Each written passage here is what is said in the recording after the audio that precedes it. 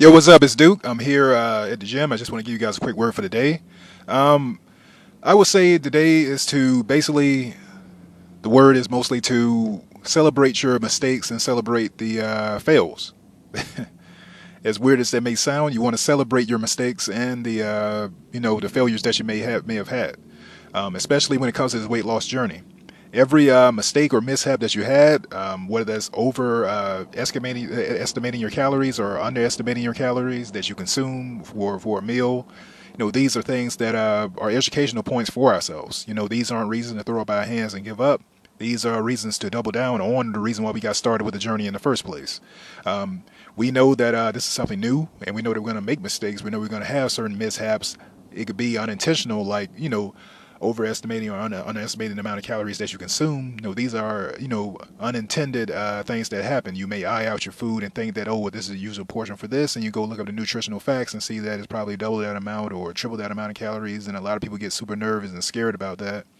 But sometimes these could be added things to our metabolism and help us. Like, yeah, it may affect the scale, whenever your weigh-in may occur, but also it helps your body to, and in the long term, to continue to function optimally and be better. We want to continue to learn from our mistakes and our mishaps. And when that scale does stagnate or increase in weight, just understand that your body is still adapting. It's still adapting to the changes that you're making, and it's still trying to adapt to what's going on. What exactly are we doing? What exactly are we trying to accomplish here? The same way your mind is still adapting to the changes that you're making and fighting with the comfort zone and wrestling your way out of that comfort zone to be the person that you need to be. So have confidence. So have patience with yourself. Have confidence with the decisions that you're making and the things that you're doing, even when the mishaps and the mistakes occur. Those scale stagnations are just another way to make sure that you're doing the right thing. The scale stagnated still still at the current weight that it was, and you're probably saying, "Well, I'm doing everything I'm supposed to do." Did you give yourself ample amount of time to rest and recover? Are you dealing with any inflation? Has all the food that you consumed the day before had digested completely? Have you have you urinated, before doing your weigh-in? Because this too, you're carrying extra water around that affects the weight as well. And if you are doing all those things and you've done all those different things, stick to the calories that you're consuming and the workouts that you're doing, and know that your body is just adapting to what you're doing.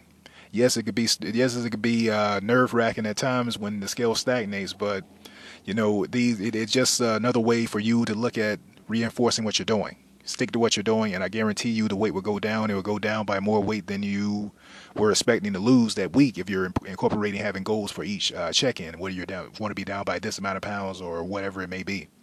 So that's my quick word for the day. Just celebrate the mistakes and the mishaps, and sometimes the fails on your weight loss journey. This is not a reason to throw our hands up. This is a reason to double down on the reason that we got started.